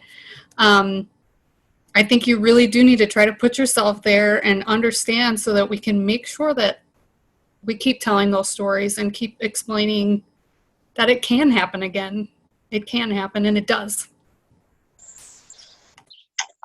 Thank you for bringing up, Meg, the whole dynamic of poor white people in the South and how they are used in this system of racism. I thought that was one of the more intriguing things that I had not thought about as much, is how the power systems use pitting people against each other to keep them all down. That if you are too busy looking at kicking the person below you off the ladder, you're not climbing the ladder. And that has been done by those in power, who tend to be wealthy, landowning, or property-owning white men from the founding of our country. But, you know, it's been done with immigrants that, you know, you pit different immigrant groups against each other. They're taking your jobs. We now see it again with blaming, you know, those Mexicans who are sending their rapists to the United States to take our jobs.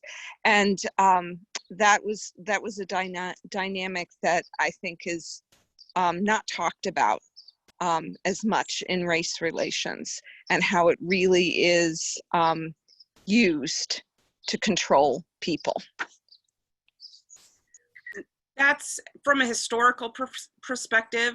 That is how they got poor white people to fight in the Civil War, because they said that their economy in the South was so dependent on slavery that everybody would suffer if they got rid of slaves. So they made this message so that they would get poor white men to fight this fight in the Civil War because of that economic, like, if you don't fight in this war, your economic status is going to change. You are going to be poorer. You are going to be lower on the ladder, because this is what keeps us going.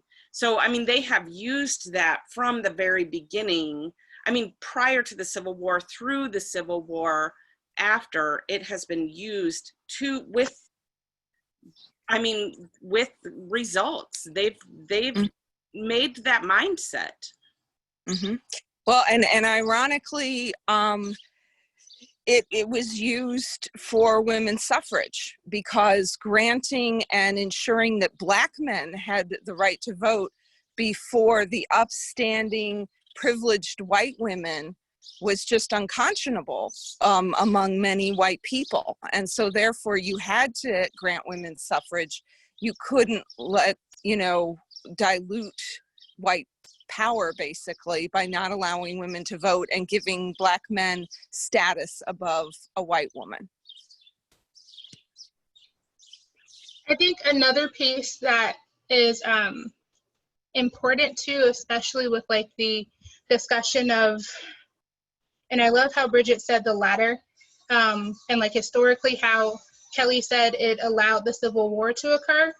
The idea that even as a poor person, your whiteness separates you from a Black person was utilized heavily during the early stages of enslavement.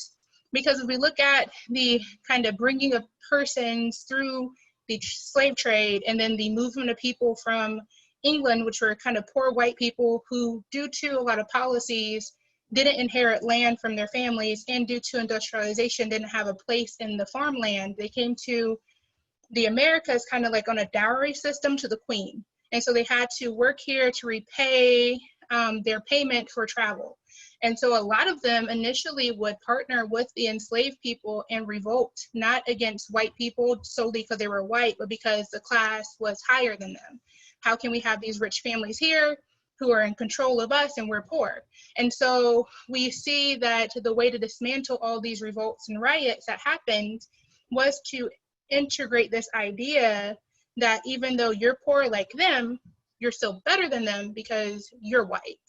And that kind of shift in, we're not going to look at this as a class element, but as a race element, allowed slavery to enter kind of a darker period in days. And after that shift, we kind of see slave codes come in, where it dictated how slaves were to be treated based on race, and how white people, even if you were poor, were responsible for implementing those slave codes.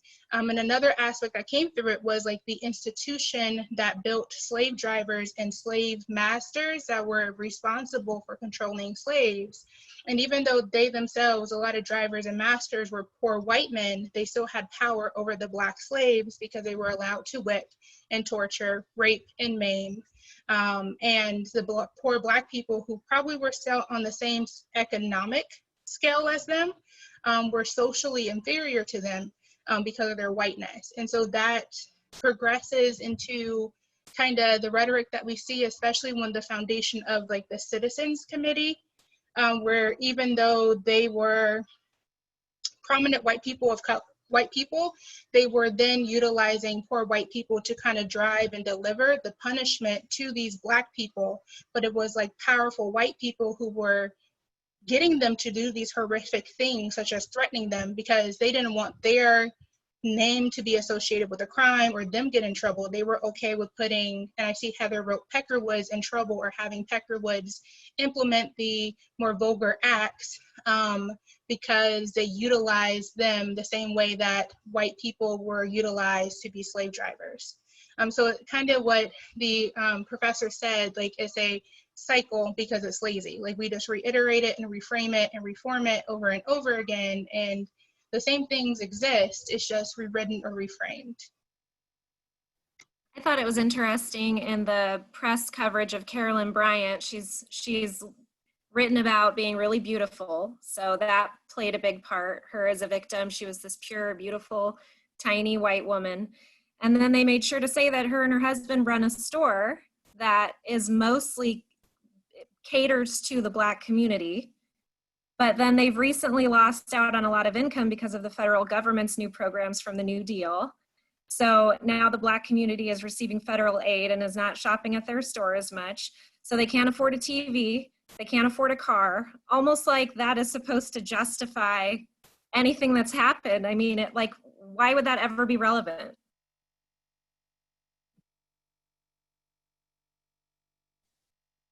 Yeah, I think about kind of like in the US we're uncomfortable with like a tiered system. I think we in regard to the way our society, because we're really like anti kings and royalty and that sort of thing is kind of our background, but it really is like this informal caste system that we've developed. It's actually more formal than it's just almost inappropriate to call it what it is. And I even think about in The Blood of Emmett Till about how you've got this sheriff who is he's a wealthier person. He's elected to his position, I'm assuming.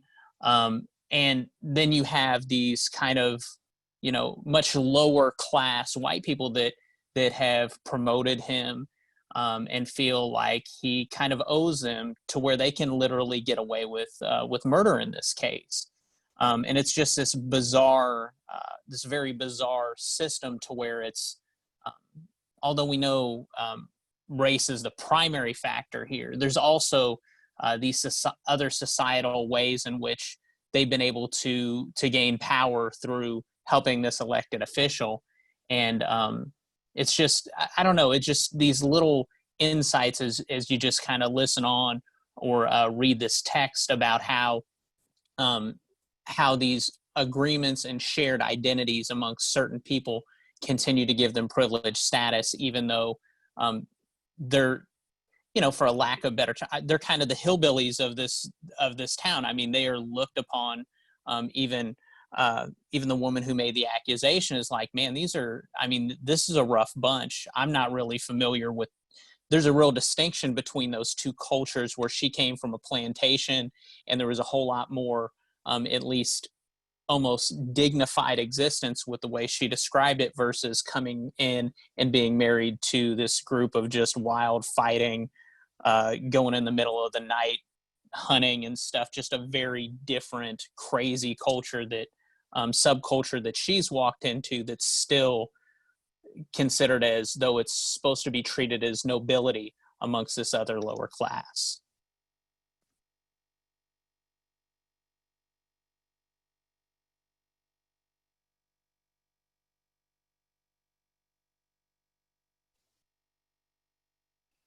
Because we're getting close to the end, I'm going to change the subject just a little, because I'm really curious.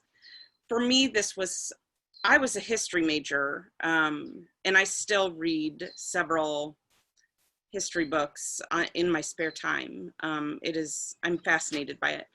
To me, this was like a keystone book.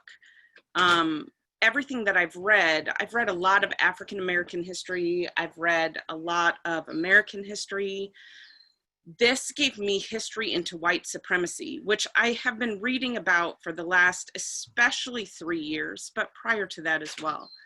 But this showed the history of white supremacy and how they have been able to take it from an unacceptable, they've taken it from an unacceptable thing to something that is couched in other economic terms or other, you know, it's gone underground. So when he talks about the lynchings going from, you know, kind of changing in 1930 from being less of a public spectacle to being more of a scare tactic, you know, it kind of went underground. And the section where they talk about the council league, where they changed the economics of it, that to me is everything that is going on today.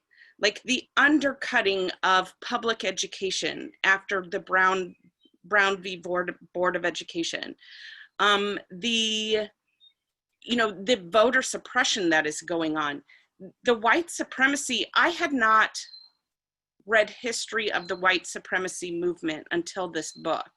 And he gives that white supremacy history where you can see it in every aspect of our society today. I mean, today in 2020, and I wondered if anybody else noticed that. And I just, like, Citizens United took on a whole new meaning. Like the white supremacists give as much as they want. And they have changed the discourse in our society. You know, I didn't know if anybody else was struck by that as well, where, you know, we see this undermining of public education because they do not want to teach people of color with white people. And it's going on right now as we speak. Kelly, I think that what you brought up is really important. And one of the things that you brought up about the economics of it, I think was significant, because the story of Emmett Till that is condensed and heard is he was lynched for whistling at a white woman, and that was retaliation for him inappropriately acting towards a white woman. What was significant, I thought, about this book, or one of the many things that was significant, was the whole system that created the cover-up and the control and the threats. So it wasn't, it was the witness intimidation, it was the jury intimidation, and the economics of it was significant. And I was struck by it for two different things that are more current and what's happening now.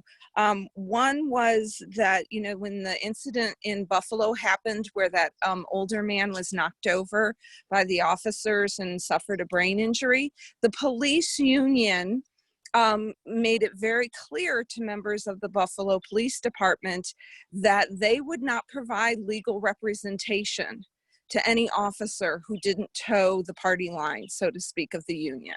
And that was reported about in the papers. So you're paying your dues to your union. You're going to be out there on your own if you need legal representation. So you better stick up for those officers, and you better keep your damn mouth shut. That's what that message was from that police union.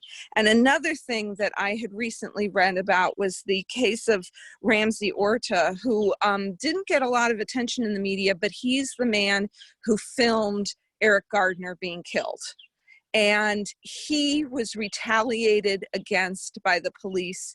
His life was made miserable from that very first night when cops started driving by and shining their spotlight into his house, until he ended up being put in prison on a charge that he claims was completely erroneous, but he was hounded by the police, and then he has suffered retaliation ever since he's been incarcerated.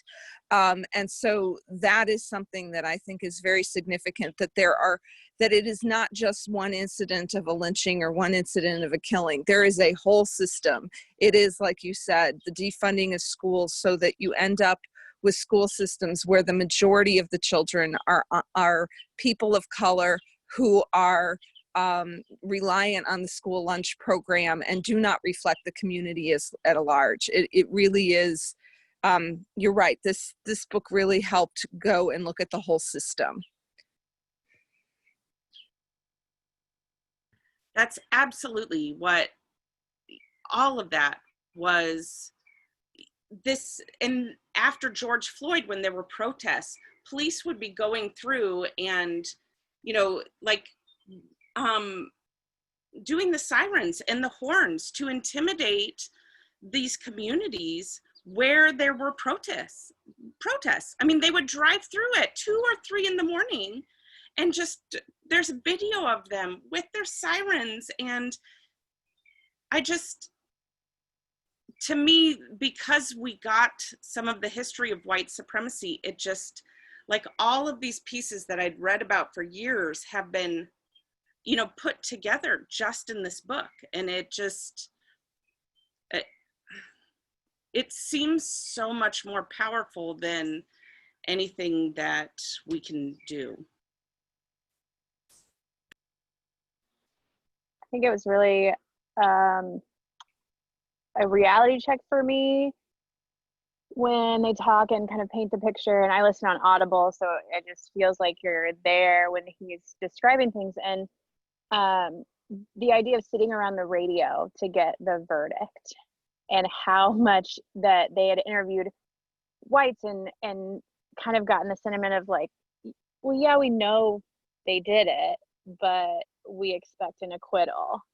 And painting that picture of the trials that we've had of police shootings, and that you're waiting around whatever media you're waiting around to get that verdict, and being like, oh, of course this is the way it's going to come back, and it doesn't, and just being like, how are we still here? And it's like wrapping your head around that, and that painting that same picture and being like, it's 50 years ago. Like, are we still there? Yeah, and it's eye-opening when it comes to the justice system in general. I mean, you look back at the monster we just read, and you look at this court trial and so many others when it comes to officer-involved shootings, and we pretty much know how 9 times out of 10 they're going to play out. And I think there's this naivete that I've had about the justice system growing up, that you know, the bad guys are going to be the ones who face responsibility for their actions, and the good guys are the ones that typically get off. And it's rather rare when something like that doesn't happen. But you see instance after instance about the way our justice system works. And it's really rather peculiar, some of the calls for, you know, adjusting the way we're funding things have, it's so late in the game that we really have started to talk about those. Like Bruce had brought up, you know, some of these issues that we talk about as political, you know, you almost can't separate the political conversations from the race conversations, because so much of what is political is really wrapped up in systems of white supremacy. And unless we address that and face that head on and make drastic adjustments on some things, we're not going to see the sort of change that we really need to have the sort of fair and good society that we hope to, and sometimes naively believe, or our children hope for. You know, I think I might be the oldest person on here, and so I hear what you're talking about with the naivete, and I'm 67, and I started teaching in urban schools in 1979, was the first year I taught. The second year was the first year of busing in the schools of Columbus, Ohio. And so I taught for many years in Columbus, and I have seen our school systems in the cities become the United States' favorite system of apartheid. And unfortunately, because of the funding and what has happened, white flight, all the kinds of things that it talked about in this book, but things I've been conscious of but it just all came home to me when George Floyd was murdered. I just thought, I'm 67 and I know for sure that this isn't going to change by the time I die. Although over the years, I remember talking to colleagues who are African American teachers, and we'd talk about, well, things are getting a little better, aren't they? Or maybe, and unfortunately, this is jumping a little ahead to another book that we're going to read, which is How to Be an Anti-Racist, and it talks about the fact that when you're defining systemic racism, institutional racism, and can't remember the other right now, but and then it talks about the fact that racism is racism, and that we're really talking about policies from the get-go when this country first began, and policies were begun to be put in place that placed limitations and unfair practices for people of color, African Americans, Native Americans. And so that's what we're seeing right now. We're coming face to face in these books with the fact that our systems, our policies in this country have limited the lives of our African Americans and people of color from the beginning, and still do so in many, many ways. And that we're going to have to roll the wheel backwards in terms of unwrapping the policies. And for myself, being part of a community of people who are looking at the policies, literally going policy to policy to policy and saying, what can we do to change these policies that are limiting our people of color from success? So that's my 2 cents. Well, thank you, Christina. That was I feel like, great place to stop.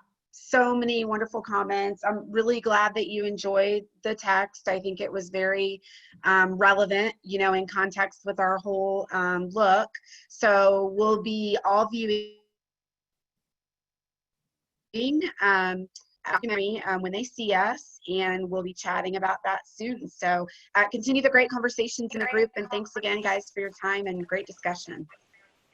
Hey, Julia. Yes. Julia. Yes. Can I say something real quick? Yeah, please. Okay, if you have seen When They See Us, just a heads up, the first episode, I watched it last summer, the first episode is super hard to get through. I think I had to go back to like 3 or 4 different times, and my husband wouldn't finish it. It's rough. It's hard, but I basically just told myself the kids could do it. And about it, then I can suck it up and deal with it. So just a heads up, get to the first episode, and then you're gonna really want to find out what's happened with the boys as they grow up. And then at the end, Julia, did you know there's an Oprah show you can watch on Netflix also, where she interviews all the boys grown up. Yes, and let's be sure to share. We'll share that. I'll share that in the group with everybody too. But that's a great reminder. I'm sorry, Shelley, you're cutting out pretty bad for me. I don't know if that's the case for everybody.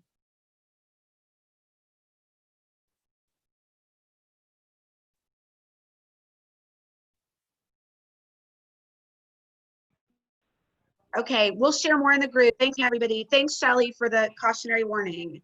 Have a good rest of your week. Thanks, Julia. Bye.